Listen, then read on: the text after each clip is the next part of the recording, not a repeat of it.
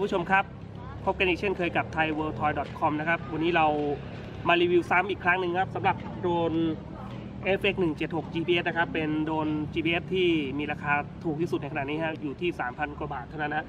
คือเราจะมารีวิวเก็บนะรายละเอียดสักนิดนึงนะครับเนื่องจากมีคุณผู้ชมทางบ้านนะที่สอบถามเรามาว่า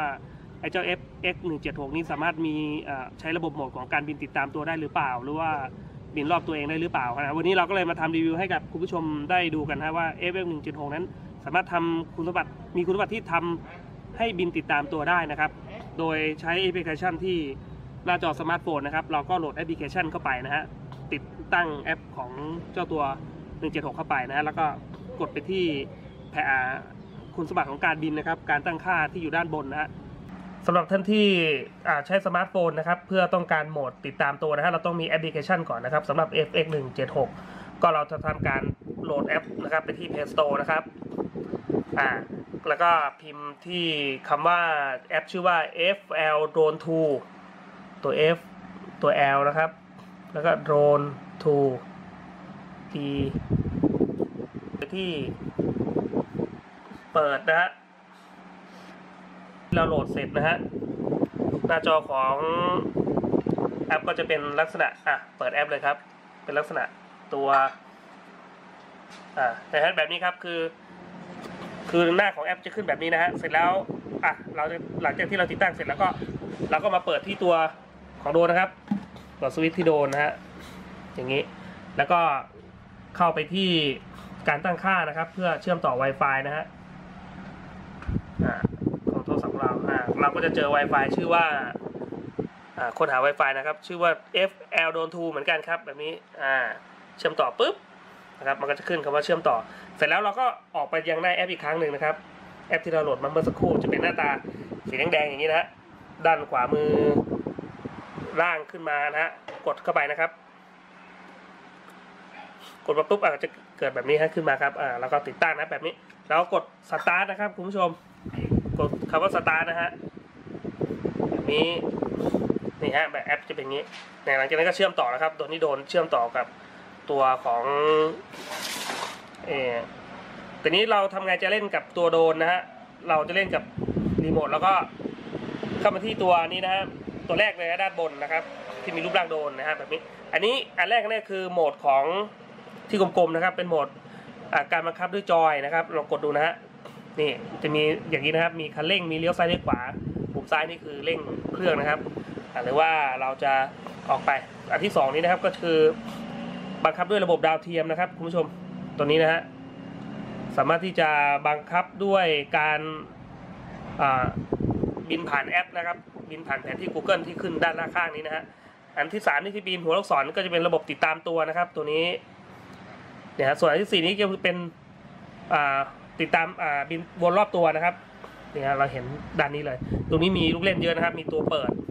ก่อนอื่นก็ต้องเปิดล็อกตรงนี้นะฮะเดี๋ยวเราจะทำการบินให้คุณผู้ชมได้ดูนะ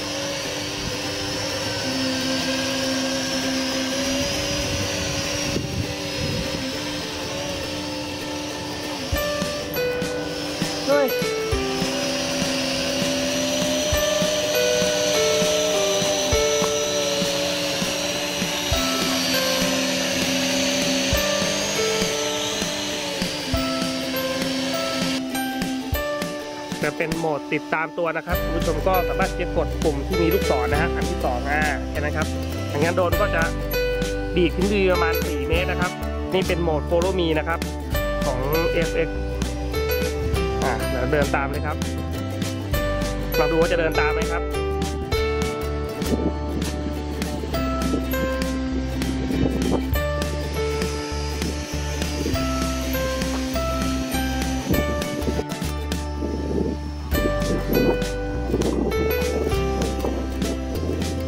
โดนจะหันหน้ามาทางมือถือนะครับมันก็เดินตามมาแล้วนะฮะ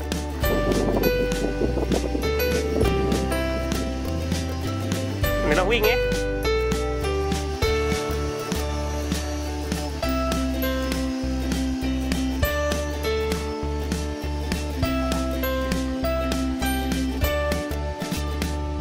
ติดตามไปอัตโนมัติครับคุณผู้ชมครับนี่ฮะ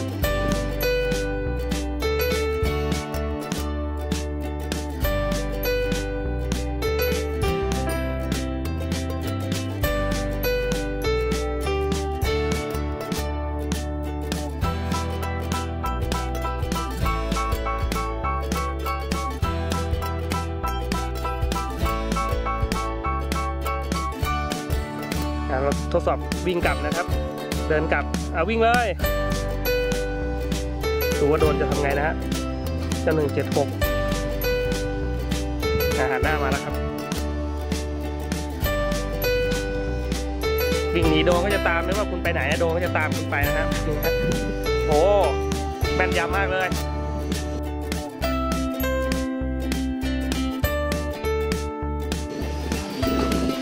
โอ้โอเค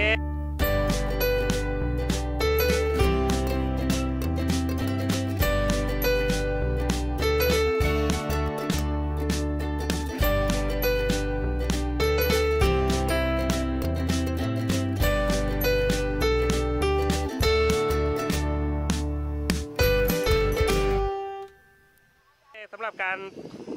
ดูการติดตามตัววันนี้ก็เท่านี้นะครับคุณผู้ชมครับเรียกว่าใช้งานได้ดีมากเลยหลังจากที่เลิกใช้ก็กด back to home นะครับโดนก็จะกลับมาในตำแหน่งโหมดบินกลับมาจอด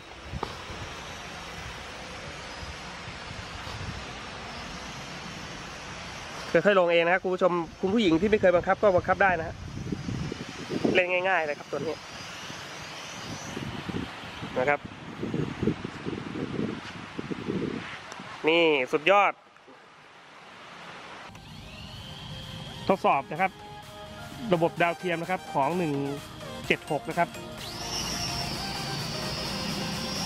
เป็นโดรนรุ่นใหม่นะครับราคาเพียง 3,000 กว่าบาทนะฮะตัวนี้มากมายออปชั่นนะครับเป็นโดรนที่เป็นระบบดาวเทียมนะฮะ FPV นะฮะเป็นตัวโดรนนะทดสอบนะครับแบบนี้นะทดสอบความนิ่งนะครับคุณผู้ชมครับ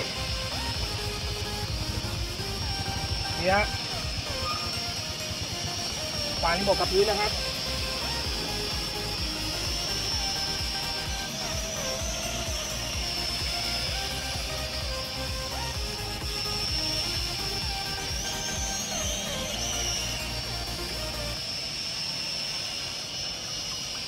ไม่ดูนี่นะครับนิ่งมากๆครับคุณผู้ชมครับและยังมีปุ่ม back to home นะครับสามารถบินกลับมาจอดที่ตั้งเดิมนะครับตัวนี้หน้าจอแสดงผลกล้องจับหน้าจอนิดนึงหน้าจอแสดงผลดาวเทียมนะครับ12 ดวงนะฮะความเร็วความสูงด้วยนะครับตำแหน่งแบตเตอรี่ของตัวรีโมทแล้วก็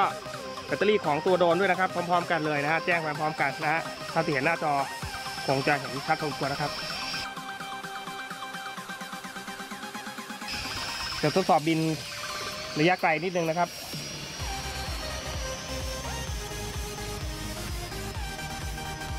ดูนี่บินได้ถึง200 เมตรนะครับคุณผู้ชมครับตอนนี้ลมแรงอาจจะมีการสั่นโยกไหวนิดนึงนะฮะเดี๋ยวเรากด back to home นะครับปุ่มด้านขวามือนี้ครับกดแช่นะครับโดนฮะโดนครับโดนจะกลับมาที่เดิมนะครับ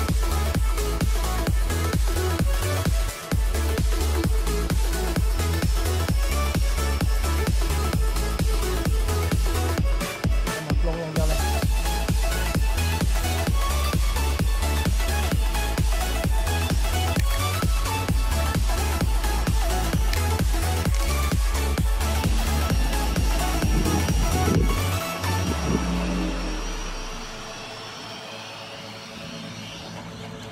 เป็นไงครับคุณผู้ชมครับก็คงจะประทับใจกันพอสมควรสำหรับรีวิวเก็บรายละเอียดการบินของ FX176 นะครับในการบินติดตามตัวว่าใช้ยังไงคุณผู้ชมคงจะเข้าใจหรือว่าคุณผู้ชมที่คิดจะสั่งซื้อก็จะได้พิจารณาในการสั่งซื้อนะฮะสำหรับท่านที่สั่งซื้อไปแล้วก็เราก็ทำรีวิวให้กับคุณผู้ชมได้เอาไปเล่นๆกันสนุกดูนะฮะว่าได้ใช้งานคุณสมบัติที่คุ้มค่านะครับส่วนท่านที่ยังไม่ได้ซื้อก็พิจารณาการซื้อตัวนี้ใช้เป็นข้อมูลการตัดสินใจนะครับสำหรับวันนี้ก็ไทยเวิลด์ทอยก็จากลากันแค่นี้ก่อนนะครับสำหรับคลิปนี้ก็จากกันเท่านี้ครับสำหรับ176